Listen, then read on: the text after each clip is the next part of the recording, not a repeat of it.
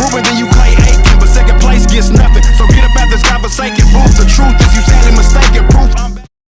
Welcome to 3 Count Commentaries. This is your erstwhile host, MagMongoSlade. Today we're going to be talking about Collision from July the 29th, 2023. Not a lot going on backstage in AEW outside of some whispering, but we'll talk about that in a different video. Apparently, another whisper was that Richard Holiday, the former MLW wrestler who used to be the tag team partner of MJF in the Dynasty in MLW, was backstage. I was really hoping that he was going to get signed to a contract or something. Hopefully, maybe he still will. Because MJF and Richard Holiday being together in AEW would be a big pop from me. That would be a huge pop. Huge pop. I'm a big fan of Richard Holiday and always thought that he did pieces of that gimmick a little bit better than MJF. But I think they marry each other pretty well and really enjoy them together. But I thought maybe we get lucky and he'd show up on this show, but it didn't happen. So that was unfortunate. Now, apparently, back to the Roosh discussion, because there was some things about Roosh's re-signing where people have said that he was re-signed for, quote, insane money. Now, here is what Meltzer says about this subject. I want to take it with a grain of salt, but I'm also not really all that surprised. It says, Meltzer adds that while WWE was interested in Roosh, WWE never made an official offer because they knew Rush wouldn't be going to WWE once they found out how much AEW was offering. One person in WWE called the offer insane money. What does that mean? He says, quote, the belief is that the new deal is multiple years. Regarding the WWE situation with him, the explanation from multiple people there is that they were interested in him for NXT and understood that they have to make him an offer much bigger than just about anyone in NXT. Obviously not Gable Steveson, but bigger than anyone else because he'd get a big offer from AEW. However, WWE never made an official offer because once they found out what AEW offered, they knew there was no way he was going to WWE. Someone in WWE called the offer insane money. Insane money. Ugh. If that's true, you gotta wonder how much is quote unquote insane money. I don't know. But get that bag, Roosh. Get it now while you can, bro. I know it's I ain't mad at you. Do. Anyway, there's some more talk about Jade Cargill never coming back. I've always been on the side that Jade Cargill is tweeting in character when she started saying stuff about not coming back to wrestling and enjoying life outside the ring. To me, if she wasn't coming back, that would be something she would probably keep to herself. I don't know if she would be talking about it in order to get reactions out of people. But I never really thought about it this way. AEW fans get really upset because they're very attached to people. And they don't understand that wrestlers come and go and that you don't really own them, that you're basically just renting them. Most wrestlers are just kind of like, they in and they out. I mean, the days of guys sticking around for 15, 20 years, those guys are very, very rare. You know, wrestlers are always and always have been, transient. They come in and they leave. This is how wrestling works. They come in for their various and sundry reasons, and then they leave once they've completed something that they feel like they need to complete. So if she leaves, then she got what she wanted and she's out. I mean, what's the big deal? I don't see what the big problem is if she doesn't come back. And so there's a lot of AEW fans attacking Jade Cargill and talking trash about her. Look, it is what it is. Like I said, wrestlers are transient. You can't get too attached to them. They bounce for the most random of reasons. They get fired. They quit. I mean, it's just what happens. Even if you're a wrestler for a short amount of time, the idea of you staying in one place for forever is not the case. Wrestlers they're not factory workers. All right, it's not your granddad working at GM. These are pro wrestlers. They bounce from place to place. That's what they do. That's why they're independent contractors. because they don't stay in one place forever. And they're not meant to, really. You know, sometimes people run their course and, you know, you got to go. But a lot of people kind of are dangling over the target when they mean like Jade Cargill basically got into wrestling to be on TV and to be famous. That always kind of what I felt too. You know, I listened to the Jim Cornette video. He was just going off on Jade Cargill, and I thought that was a joke because I'm clearly thinking like she's in character. And if she's not in character, then so what? Nobody, apparently people didn't really like her anyway. So what's the big deal? I mean, she was 95% presentation.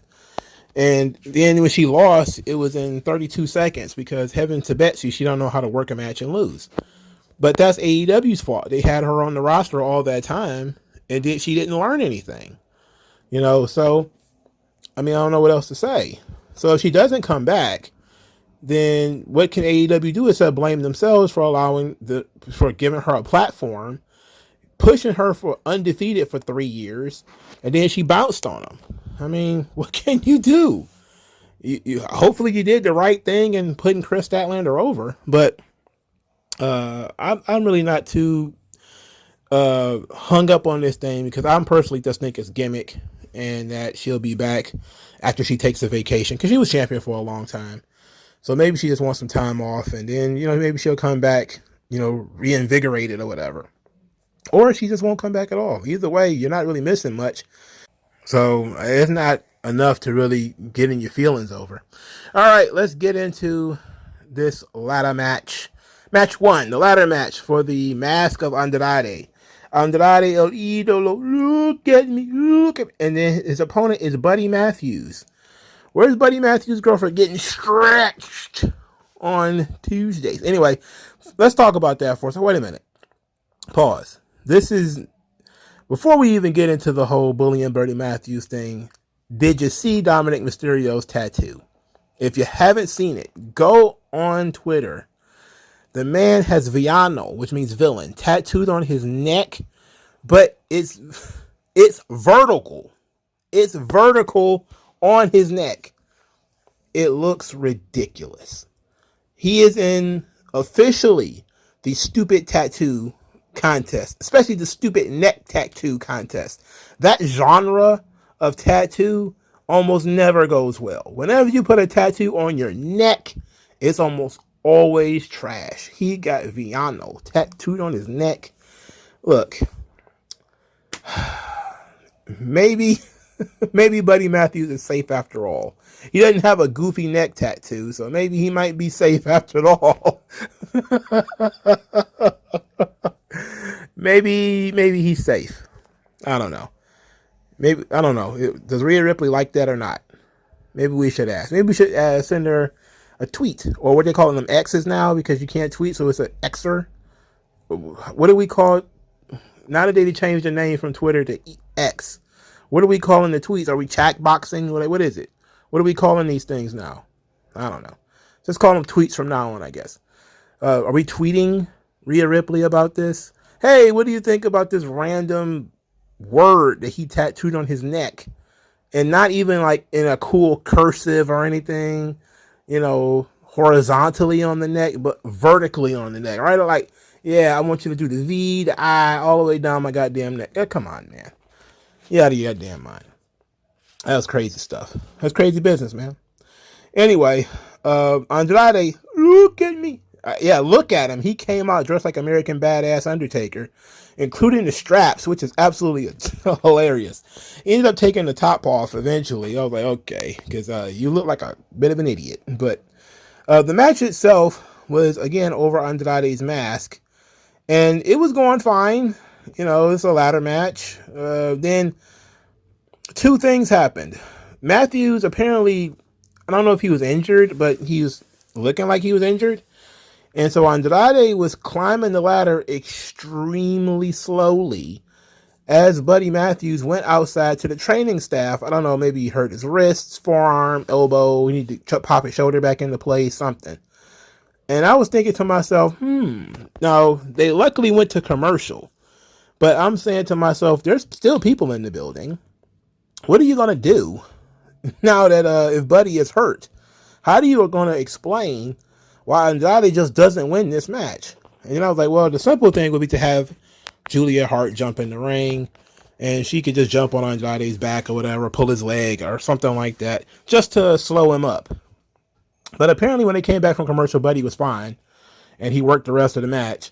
And they still did a bunch of dumb stuff, like double arm DDTs and sunset power bombs and all that sort of stuff off the ladder. And the match was going fine. I wasn't complaining, didn't have any problems. And then the handcuffs came out. Now, I'm only a big fan of handcuffs in one scenario. 99% of the time, if you see handcuffs, it's probably not about to go well. All right. So, Julia Hart handcuffs Andrade to the turnbuckle. She mocks him for approximately 6 seconds.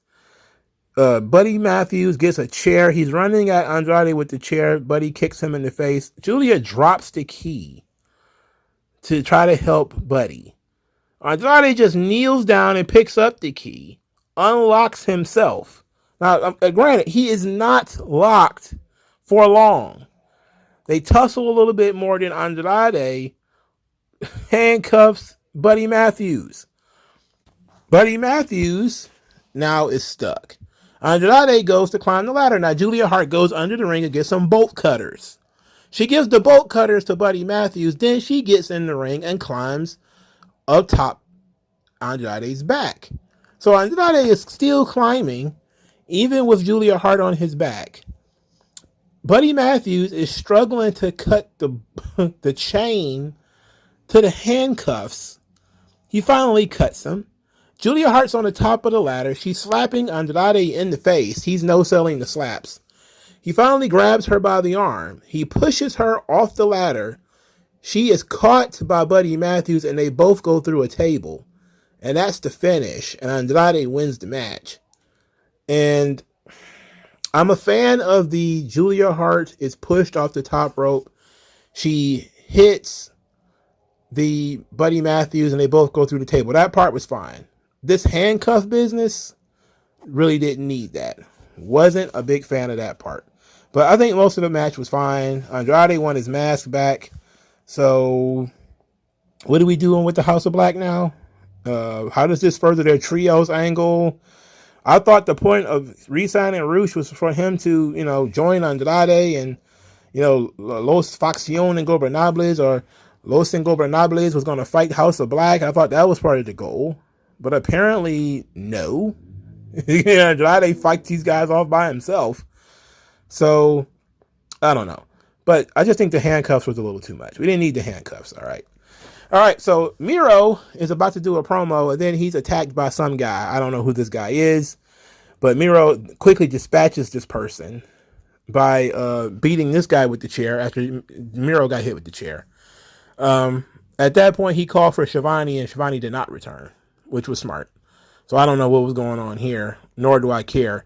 But it looks like Miro is involved with jabronis now. And why couldn't it be Nick Camarado? Why couldn't he be coming back for revenge or something? That seems like it was more my speed. Not a big fan of that. All right, so at the opening of the show, Darby Allin said he's going to be in the ring. He doesn't care who his opponent is going to be. So his opponent was Minoru Suzuki. And I rolled my eyes and proceeded to be assaulted with this match, which felt like it was 20 minutes. Darby Allin versus Minoru Suzuki.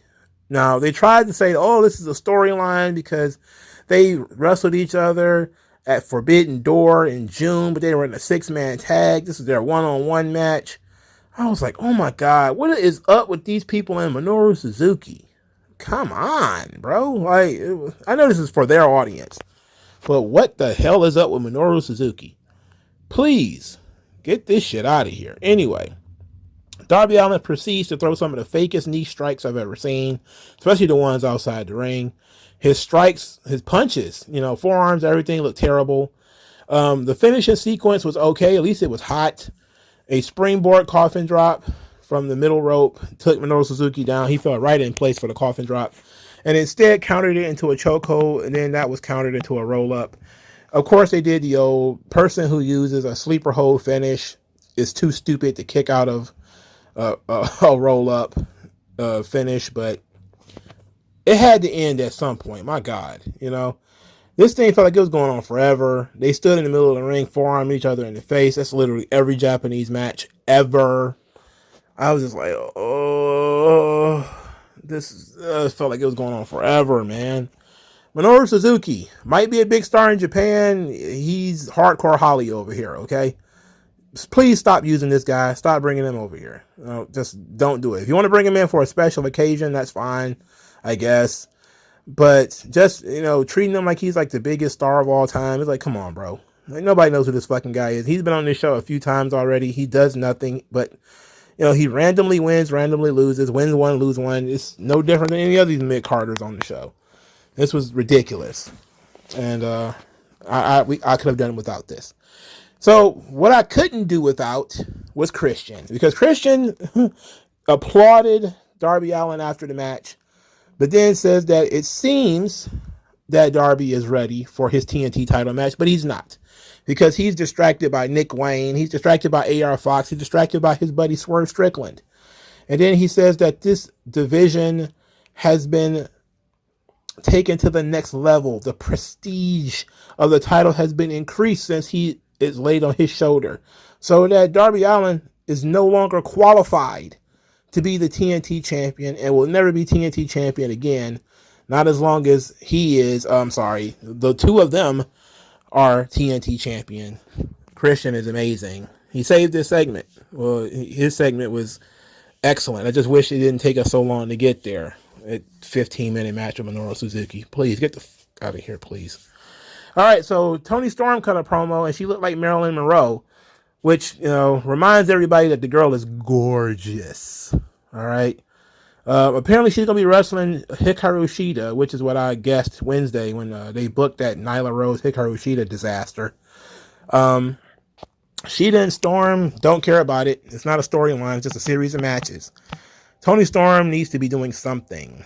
I mean, something. I don't understand how you have a girl who looks like this and you don't use her regularly and you don't push her as a bombshell.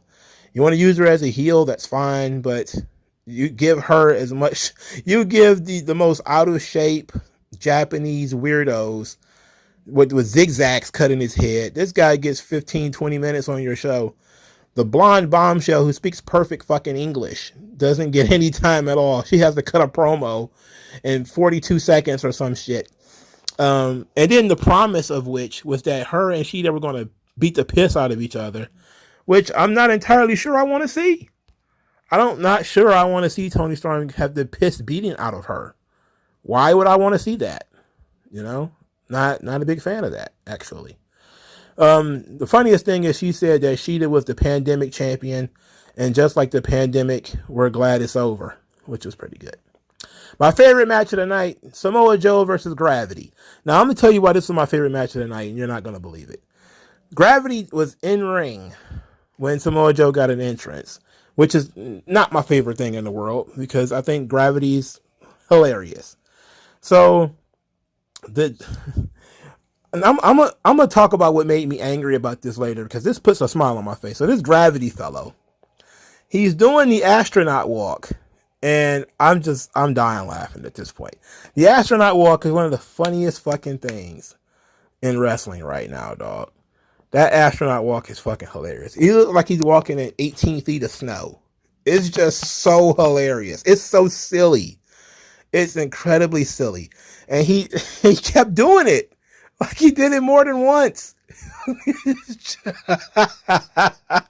I love this guy. This guy is great. So he's astronaut walking on Samoa Joe, right? And so he goes to do his little top rope move, and Samoa Joe does a walkaway spot. Samoa Joe mocks the astronaut walk. I like this. This was fun. This is a fun squash match. Samoa Joe wins with the Muscle Buster. Great. I like Samoa Joe. This Gravity dude is funny. He looks like somebody, was it Jim Cornette say like a beekeeper? Everything about this Gravity dude is hilarious. Okay, that was good, clean family entertainment. I never thought I was going to enjoy the astronaut walk, but I'm telling you, it's over with me. That astronaut walk is over with me, dog. Now, the thing that pissed me off about this is on commentary, Ian Riccaboni explains how there's a TV championship tournament going on Ring of Honor, of which Gravity is in this tournament and is in the second round. So he's in the second round of a tournament to wrestle for the title, but he gets to wrestle the champion anyway? What's the point of that? What is the point of a tournament if the guy's going to wrestle the champion anyway? I might as well skip ahead. They doing the same damn thing next week. Same goddamn thing. Big Bill and Brian Cage, who were thrown together in that stupid mismatch lethal lottery tournament, they lost. And they're getting a tag team title match anyway. What is the point? WWE just did this with Santos Escobar. Oh, he's in a tournament to wrestle Austin Theory. Well, he beat Austin Theory already, but the tournament continues. Like, what the fuck is the point? Why don't you just give the guy Money in the Bank and then say he has a wrestling Money in the Bank ladder match later at some point? I'm going to give you the world title now, but you can win it in 3 weeks. What the fuck? What's the point of this? Why would you do that? Why would you do that? Why would you book this guy to wrestle Samoa Joe if you're going to have him wrestle in a tournament for the opportunity to wrestle Samoa Joe? He shouldn't be wrestling Samoa Joe if he hasn't earned that opportunity yet. Oh, that's so dumb. It's so dumb. It's real. That's how you know that these people are not writing stories. They're just booking matches, man. They're just booking fucking matches. That's stupid. That shit's boring. Next, what's not boring? CM Punk and Ricky Starks. Now, this was extremely good. Now, CM Punk comes out to mostly cheers. People are chanting for him. Some people are even singing his theme song. His t-shirt on the back of it says, "I'm a Collision guy." So we're going there with this now. CM Punk is really pushing this Collision thing. He ain't pushing AEW. He's pushing Collision now. That's what he's talking about. Then he says that there's a lot of things on Collision to discuss. Then he mentions Wembley and says he might be the first person to ever even mention Wembley on TV. And says that he may or may not be wrestling on that show. We'll see by the end of the episode. Then he says he was disappointed in Ricky Starks, but he's not mad. That Ricky Starks is a cheater. Then he says that the bag. Everybody keep asking him about the bag. He says it's not about what's in the bag. He said he was left holding the bag. He says that you got to do things you don't want to because you're the only responsible one. And what's in the bag? Then he says that he bounces from the bag to Ricky Starks, saying that Ricky Starks mistakes his kindness for weakness. But he said when he came back to Collision that he wasn't going to be nice anymore. So now he's done being nice. So he removes his version of the AEW world title from the bag. Said that he was not pinned or submitted for it, that his name and his blood are still on it, and now he's going to put his symbol on it. So he spray paints an X on the AEW world title and said the X is a foundation that he built his career on. It means that he's straight edge, and being straight edge means he's better than you, and now he is the real world champion. Stop right here. That was tremendous. All of that was very good. All right. All of that was tremendous. Being the first guy to mention Wembley in a company that supposedly sold 80,000 tickets, apparently, and nobody's talking about it outside of the internet. You're not talking about it on the show at all. But, whatever. Then he says, he continuously says he's disappointed in Ricky Starks, but he's not mad, but he's clearly mad, right? So he's not telling the truth. He's lying. So tell me when I'm telling lies, you're lying, CM Punk. You're lying. So then he says he's left holding the bag. You got to do things you don't want to because you're the responsible one. Meaning that out of all of this situation with him and the Young Bucks, he was the champion. He was the guy. And now he's stuck with this thing. And he was never pinned or submitted for it, but he still got it. And in his mind, since he wasn't pinned or submitted for it, he's still the world champion. And he has to be responsible. He has to carry the torch. He is left with that. And in carrying the torch, in being left with this responsibility of being the world champion, he now has to defend it. But now he says this title represents Collision. It's going to be on Collision and all this stuff. So here's the thing that really blew my mind. Not just he's making a Collision only world title. That's what it sounds like, right? But he's also put the X on it. But the most important thing here is that when his shirt says, I'm a Collision guy, not I'm a AEW Collision guy, right? Now, it's clearly an AEW branded show, but this is very specific. When he put the X on the title, he X'd out AEW. So he spray painted over AEW, basically meaning he's taken over, almost Hulk Hogan-like. You know, when the NWO spray painted NWO on the title, the big gold belt, that would represent it that they were taking over WCW. It was a way of desecrating the WCW world title. Now, of course, Hogan was the official world heavyweight champion when he did that, which is what made it more impactful.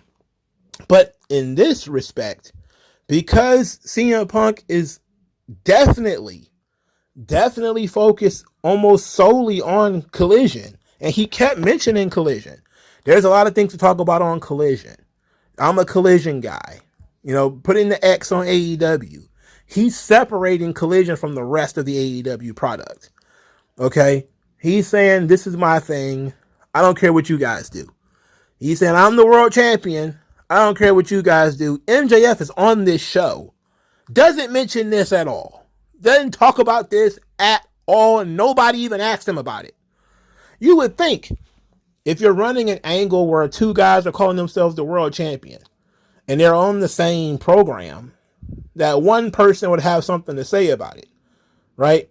You would think, but that's not what's occurring. So that means they're telling me either A, they're going to build to CM Punk versus MJF at Wembley, and it's going to be a official title match to see who's going to be the real world champion, which might be great because they work very well together.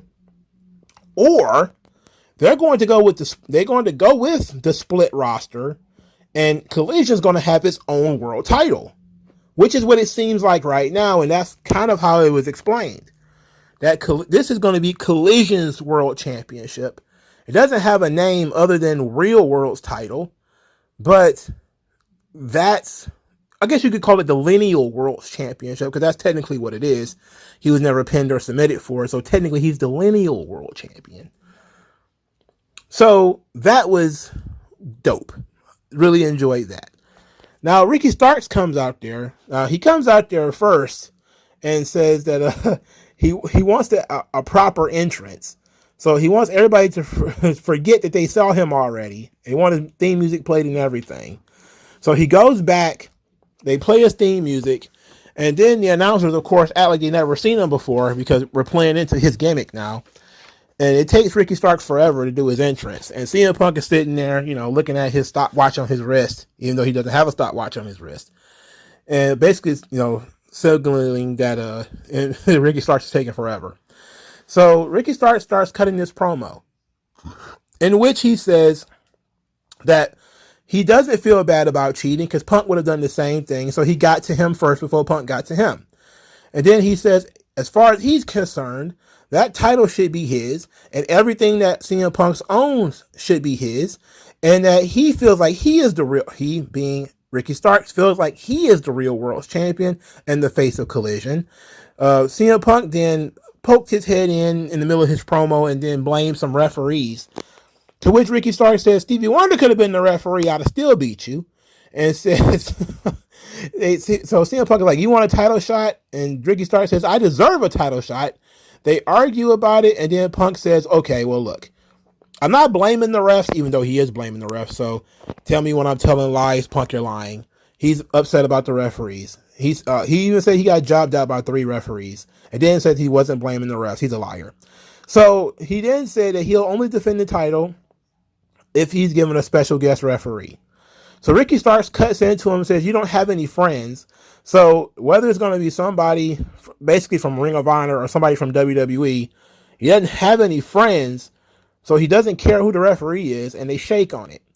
And Ricky Starks, because he doesn't give a shit about who the referee is going to be, he starts to walk away. So CM Punk is like, okay, look, don't you want to know who the ref is? And Ricky Starks is kind of like, no, not really. Don't really care. So Tony Schiavone somehow knows who the referee is. I guess CM Punk told him. I guess. This all developed very fast. Anyway, the special guest referee is Ricky the Dragon Steamboat. Now, this works on two different levels. One, Ricky Steamboat has, refereed some CM Punk matches before. Those matches occurred in Ring of Honor. But this is more important. The more important angle is that Ricky the Dragon Steamboat is the most straight arrow pro wrestler in history. He's never worked heel. So he's never done anything underhanded in his entire career. So he is extremely trustworthy in terms of being a referee.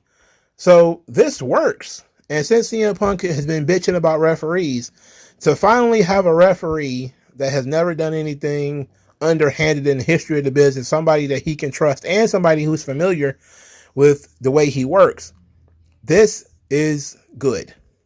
All of this is good. Everything that involves Ricky Starks and CM Punk has been good. I can't criticize none of it. Ricky Starks came in full of confidence and passion. He was excellent.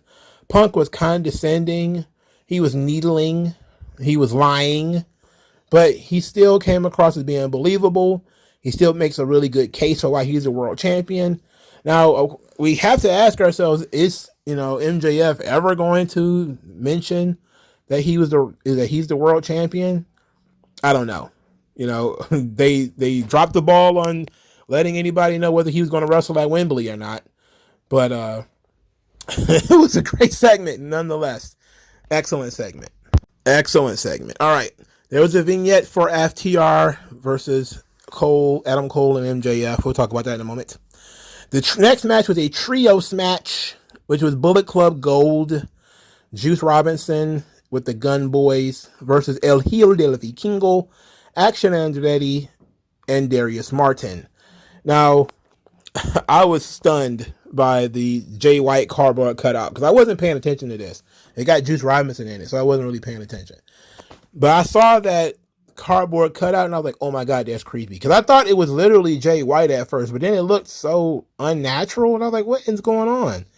And then I see it's a cardboard cutout and I was like, oh, that's super creepy. It's funny though, but it's creepy as hell. I did see El Hijo del Vikingo, Action Andrade, and Darius Martin do the little alley-oop spot where they gave El Hijo del Vikingo a boost to help him do a flip over the top rope. That was pretty cool. But other than that, I felt like this match was a little too long. And maybe El Hijo del Vikingo should put in matches that he can win instead of constantly being put in matches where he loses. I'm just saying. And I know he's getting a tag team title match.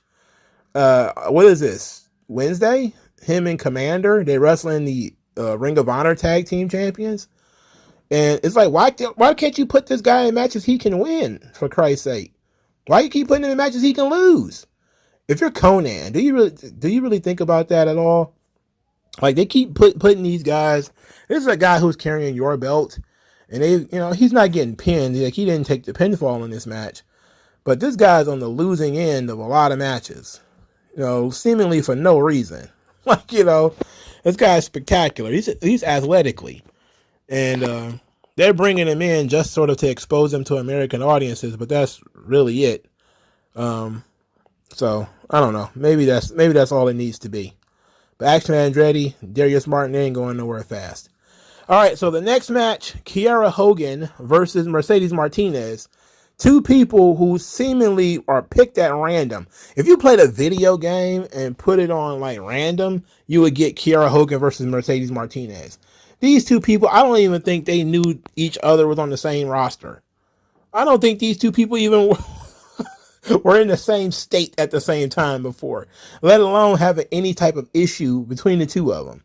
So Kiera Hogan, who hasn't been on TV since her whole thing with Jade Cargill ended, is wrestling Mercedes Martinez, who ain't been on TV in a year, maybe even longer. So it's been about a year for both of them, I think, since they last wrestled on AEW television. This match is literally for nothing. So we're watching a match for no reason. And the only good thing about it is the cakes that Kiera Hogan is walking around smuggled in her back pocket. It's like if Collision's going to... I'm a Collision guy. If we're going to keep getting the Sky Blues and the Kiera Hogans on this show with their booties all hanging out, I'm a Collision guy at that point. If that's what you're going to do, buddy, I'm a Collision guy. Get me a shirt. I'll wear it backwards. I don't need the CM Punk stuff on it. Just put a Collision guy on a shirt and I'll wear that joint. Just keep putting the thickums on there. Just keep trying that. I will wear a Collision guy shirt. So Mercedes Martinez wins because reasons. So she puts that surfboard dragon sleeper, I don't know what the hell she calls it, onto Kiera Hogan. Kiera Hogan taps out. She leaves it on. She doesn't let it go. Chris Statlander runs to the ring to chase Mercedes Martinez off. Okie dokie. I'm like, all right. So they're finally doing something with Chris Statlander. Now, Statlander, of course, turns around to try to help Kiera Hogan. Then she's attacked from behind by Mercedes Martinez, who then poses with the title, and then she's chased off by Willow Nightingale. So they chased off Mercedes Martinez twice, which is really weird considering she is really usually positioned as being a sawed-off badass.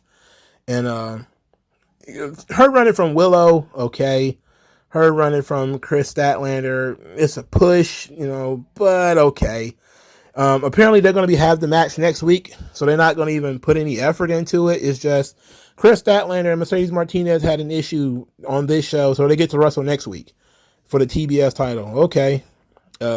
Thank you for that. I mean, angle, what's that? Story, what's that? Who cares about that?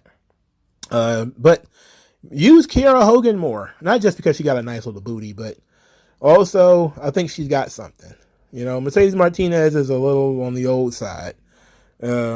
Not saying that, just because she's old, you can't use her. And she's a good hand. But I don't think she's going to be further than what she is right now, which is basically a big enforcer type. But Kiera Hogan hasn't really gotten a full run yet. This is a girl who spent years in Impact. She didn't really get a run there either. So it was like, man, can Kiera Hogan get a look, for Christ's sake? So hopefully something comes of this and something comes out of it good for Kiera Hogan. If not, then, well, she got a nice body. And we'll have to put up with the rest of it. Main event of the evening with 20 minutes left in the show, MJF and Adam Cole versus FTR. Solid enough tag team match. Very fun until, FTR gets a little full of themselves in certain parts of the match. But they didn't go the epic match style where they kicked out of everything and all that kind of stuff. They built the match very well with MJF and Adam Cole trying to hit that double clothesline. They were obsessed with that double clothesline. That double clothesline was super over. The crowd was mostly split on the match, but they were really chanting double clothesline quite a bit throughout the show. Dax at one point, this was like 10 minutes into the match, probably over 10 minutes in. Dax actually allowed Cole to tag out. Like they was working on Cole, and he actually allowed Cole to tag out because he has been cutting promos about his desire to actually beat MJF. So he let Cole tag out so he can wrestle MJF. They went back and forth for a little bit. At one point, MJF used Shattered Dreams on Dax. It didn't do him any good because I decided to take care of my daughter. I don't eat my balls. My balls. I ain't got no balls anyway. And that was pretty much it. They did the Power and Glory finish. I love when FTR breaks out old teams finishers. I just don't like when I see them get kicked out of. So they FTR busted out the Power and Glory finish, but it's only a 2 count. MJF was then pinned by a roll-up after he saved Adam Cole from the Shatter Machine. So Adam Cole was about to get hit with Shatter Machine. MJF jumped in the ring, pushed him to the side. And then he tried to counter the Shatter Machine and ended up getting rolled up and pinned. They didn't tell us how long ago it was, but this is MJF's first pinfall loss in quite a while. And they didn't really harp on it like you would think, but it was Dax Harwood finally getting the pin on MJF, so that story is closed. He finally did it. He pinned MJF. Yay! You know how this was supposed to be like that other thing that happened on that other network, but it's not the same. In any event, Cole and MJF pretty much dominate the post-match segment. As MJF is sitting on the ring, he's very distraught, apologetic for losing the match. He's angry, actually. Adam Cole goes outside the ring, gets the title, hands it to him, tells him, "You're still the champ. You're still the man. You did awesome. You're my best friend," all this kind of stuff. And Adam Cole then goes to his opposite corner, and he's unwrapping his wrist. MJF is extremely frustrated. He grabs the title and holds it like he's going to hit Adam Cole with it. Adam Cole doesn't even turn around. He just looks at the audience. And then he just puts his hands up and says, "Go ahead and do it. If you're going to do it, go ahead." He basically dared MJF to attack him. MJF considered it, then thought the better of it, and he threw the title and they hugged. And then they continued to, each tell the audience to stand up and clap, and they beat the audience to death for like the next, 3 minutes. So they teased that they were going to do the turn, but then they didn't. They had Adam Cole and MJF actually stay together. Now, there's some people have been asking, was that a good idea? Was it a good idea for Adam Cole and MJF to not do the turn? I think it depends on whenever you're going to do the goddamn title match. Again, they're not talking about Wembley. They're not talking about it at all. So we have no earthly idea what MJF is going to be doing. You got another guy running around calling himself the real world champion, but you've already had MJF say he's promised Adam Cole a title match. So which one of these things is going to happen first? CM Punk is clearly already wrestling Ricky Starks next week for this real world title. So that's not even happening at Wembley. So is MJF versus Adam Cole happening at Wembley for the title? I would imagine so. That means that they have to make the turn within the next couple of weeks, which, is not a problem.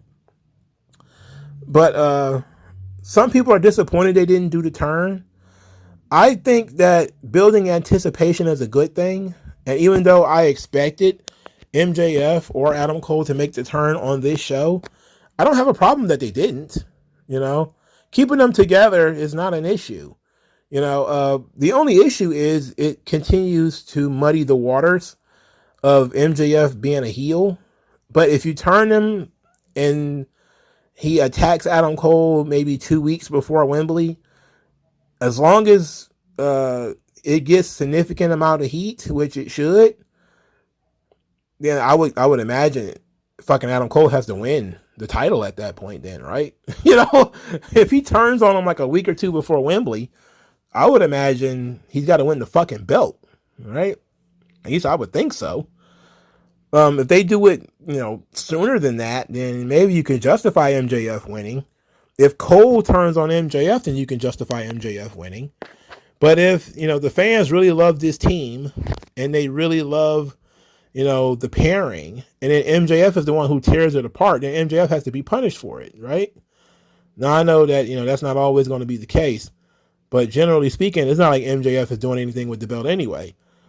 So when are they doing that title match? Considering they haven't explained that at all, we don't know what the hell the main event of Wembley is going to be. But keeping MJF and Adam Cole together could be fun, depending on how they choose to use it. Now that the tournament's over, what is their storyline going to be? That they're just best buds playing video games together? They now no longer have a common goal. So what's going to keep them together? Which is going to be my question. If you're going to keep them together, something has to keep them together, because they are at cross purposes. And that is that Adam Cole wants to be world champion, and so does MJF. So they both can't be world champion, for Christ's sake. So something from the outside has to keep them together. At one point, it was the tag team titles and FTR. That was keeping them together because they both wanted to be tag team champions in addition to being a singles champion. But now, that's no longer an issue. So is it going to be Roderick Strong? Maybe Roderick Strong is going to be the outside threat that's going to keep MJF and Adam Cole together, and them trying to prove that their friendship is real. I guess, is that going to keep the hot of the storyline, keep the heat of the storyline? I can't promise you that, but it's a good idea. So, okay. I can tell you this. The show was mostly good. I didn't have any problems with the ladder match except for the handcuffs. The Darby Allin Suzuki thing, I wish it didn't occur. And I also wish if it did occur, I wish it wasn't so long. Had fun with Samoa Joe at Gravity. The cakes of Kiera Hogan were very welcome. Didn't really care for the 6-man tag because I don't like Juice Robinson, but he's the only thing I don't really like. I love the Gun Boys. I think nothing of Action Andrade and Darius Martin, and Vikingo was fine. The main event was fun. I'm not a big fan of FTR, but they have really good tag team matches. And MJF and Adam Cole is like the stars of the show now. So all of that was solid. CM Punk's promo was off the charts. That was amazing. Best segment on the show. One of the better segments of the week in all of wrestling. So I really enjoyed that. Hell, it might actually top the Bloodline story this week in terms of emotion, in terms of really selling people on what the issue is in this story. I think they slightly did better than Jey Uso and Roman Reigns. Now, the reason why I say I think they slightly did better is because we already know the issue between Jey and Roman, and you're basically just repeating themselves. While, yes, we do know the issue between CM Punk and Ricky Starks, but we took it to the next level with CM Punk breaking out a title and then basically goading Ricky Starks into challenging him for it, even though the title is not recognized by anyone other than CM Punk. But it's also a matter of pride. CM Punk has this thing that he's never been beaten for. He's never been pinned for it, never been submitted for it. He feels like it's his. And if it's his, it belongs on Collision, and here it is.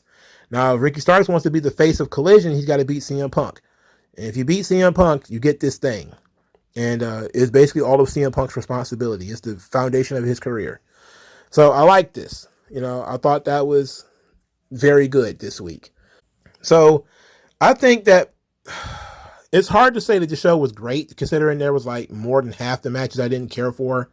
But one long segment I think was excellent. CM Punk and Ricky Starks. Go out your way and watch that if you don't really want to watch the show. You should definitely watch that part. And the ladder match was fine too. And the main event was pretty good. Everything else, take it or leave it. It's just kind of how it is. So what do you guys think?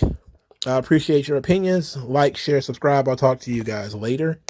Peace out, Brez. MagMongoSlade. Best house I ever drew, Daddy.